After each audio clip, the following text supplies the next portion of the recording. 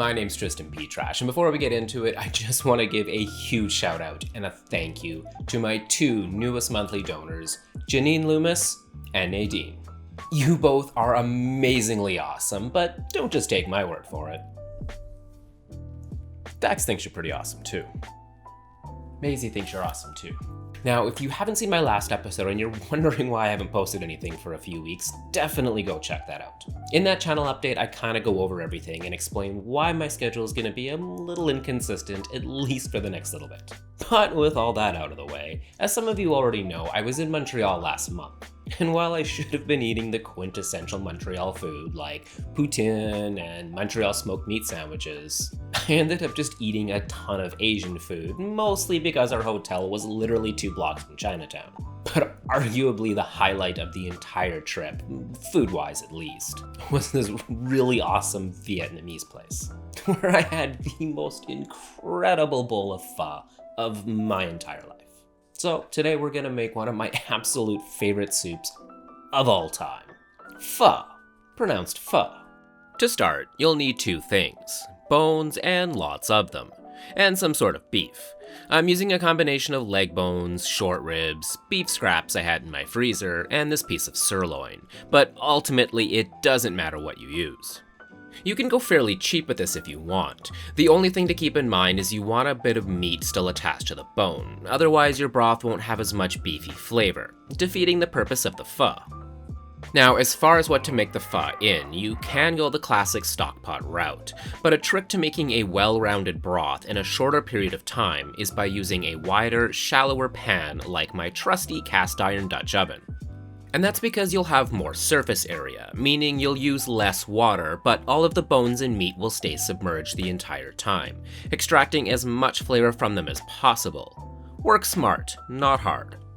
One of the hallmarks of a good pho is the lighter, almost clear broth, and the first step in achieving this is by removing all of the blood and impurities in and around the bones.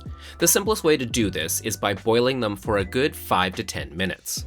Now, I can already hear some of you freaking out that if you boil your bones first, you'll lose a lot of the flavor. But the reality is, with any good stock, it takes hours to extract flavor, even if you were to rapidly boil them the entire time. So 5 to 10 minutes of boiling isn't gonna make much of any dent in them. All this nasty looking shit or scum floating on the surface is exactly what you don't want in your final broth, so not only will we get a clearer broth, but the flavor will also be a lot cleaner. Transfer the bones and meat to a bowl of cold water to shock them and stop the cooking process. Discard the dirty water and thoroughly clean the pot. Now comes the fun part, cleaning the bones. While boiling them is going to eliminate around 90% of blood and impurities, the remaining 10% needs to be cleaned by hand. It's not fun, and it's kinda gross, but it's a crucial step to making a really good pho, so don't skip this step, and take your time. For the veggies, we'll need 3 things: a couple onions, a good chunk of ginger, and some green onions. This next step isn't as important as, say, cleaning the bones, but will make a big difference in the overall flavor. If you have a gas range or even a barbecue, you're gonna want to burn the outside of the veg. And when I say burn, I mean burn. The outside should be almost completely incinerated. What this does is lightly steams the insides, giving them a subtle sweetness, but it also imparts a bit of smoky flavor into them. If you don't have access to fire, don't fret. You can simply place them in a dry pan on high heat and flip them until they char on the outside, or just skip the step entirely. Peel away the charred skins, wiping off any excessive soot. Then rough chop the onions and ginger into smaller chunks. Add the veg to the pot with the bones and meat, nestling the green onions inside. As far as spices, they definitely vary from recipe to recipe, so as per Tristan Petrash policy, I'm simply showing you what I like in mine, starting with what is one of my all-time favorite spices, and that's Star Anise, along with whole cloves, coriander, and a cinnamon stick. You can be fancy and place them in some cheesecloth or a coffee filter, but since we're gonna strain everything off later, it doesn't really matter. Then top with enough cold water to completely cover everything. Now, aside from cleaning the bones prior to cooking, the other secret to a clear broth is to never allow it to boil, but instead cook it on a low simmer. This is why the best pho broths take a minimum of 24 hours to complete, but we can still achieve a delicious broth in just a few hours. And that smell. I'm not weird. You're weird! Other than patience, there isn't much else you can do for the broth, aside from occasionally skimming off any residual scum. Try not to remove the fat, however. You're definitely gonna want a nice thin layer of that on top when it's all done. After 3 to 4 hours, or once it's reduced by about half, remove all of the bones and vegetables, reserving the piece of beef, in my case sirloin, for on top of the soup. Then take a large bowl with a fine mesh strainer and carefully strain the pho broth. Now, because this is a quicker version, the broth won't be as clear as some you'd find in a restaurant, but it's still pretty damn clear. To finish the broth, first thoroughly clean out the pot with soap and water. You don't want any leftovers or particles from the cooking process in order to keep the broth nice and clean. Then transfer the broth back to the pot and season very generously with kosher salt. Fish sauce, any brand will do, but I usually prefer Red Boat as it has a very pronounced flavor and saltiness. And finally, a little bit of sugar. Give everything a good stir and taste for seasoning. Pho really needs a lot of salt. Then keep warm over low heat until you're ready to serve.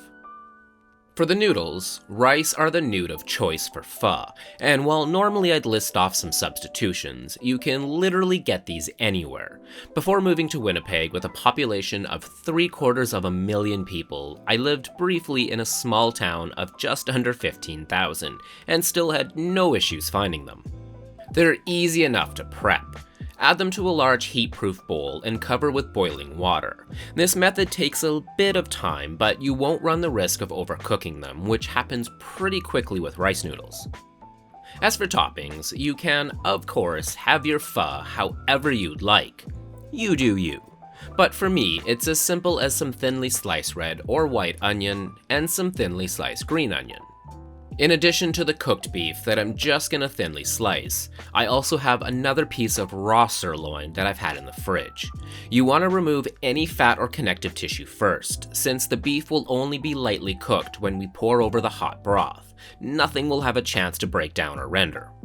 Freezing the beef for about 10 minutes will make it a lot easier to thinly slice, but if you have a sharp enough knife and are confident in your skills, you can slice it pretty thin straight out of the fridge using a backsliding slice. Going as thin as possible against the grain will keep the beef ultra tender. Then bust out your fanciest bowl, strain the rice noodles and place a heaping pile in the center, and top with the sliced cooked beef, the sliced raw beef, some bean sprouts, the raw onion, green onion, then ladle over the hot broth to just soften and lightly cook both the beef and onion. Totally optional, but some fresh mint, basil, and cilantro leaves will give it a nice herby freshness and pretty color. And that's it. Vietnamese pho. I also like a bit of fresh lime juice, hoisin sauce, and sriracha in mine as well. While not as amazing as the bowl I had back in Montreal, 2 days in a row, this quick pho definitely satisfies all those beefy, noodly cravings. If you like my channel and are interested in supporting it while getting some cool perks, like access to my private Discord server where I post behind the scenes and upcoming episodes, bonus content like my new Montreal travel vlog, which was a ton of fun for me to make, and shoutouts in episodes, you can check out my Ko-fi page. I'll leave a link for that in the description. And hey, if you've made it this far, consider liking, subscribing, commenting, and sharing. They're the easiest ways to support the channel and help it reach a wider audience. Thanks for watching, and stay awesome.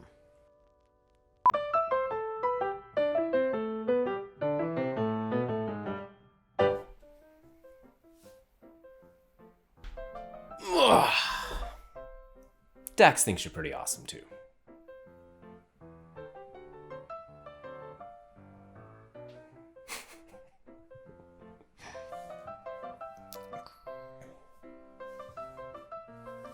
Yes, I know I'm torturing you. Oh, shut up. Thinks you're pretty awesome too.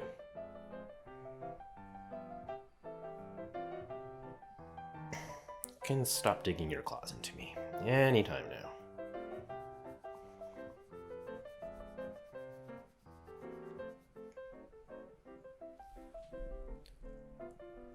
Can you hear her purring? And she stopped, of course.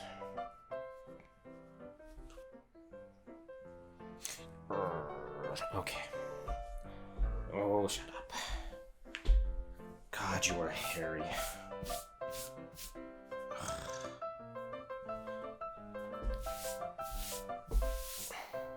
This is why I filmed this last. Oh. Ugh. Maisie thinks you're... Oh, Jesus. Don't do that.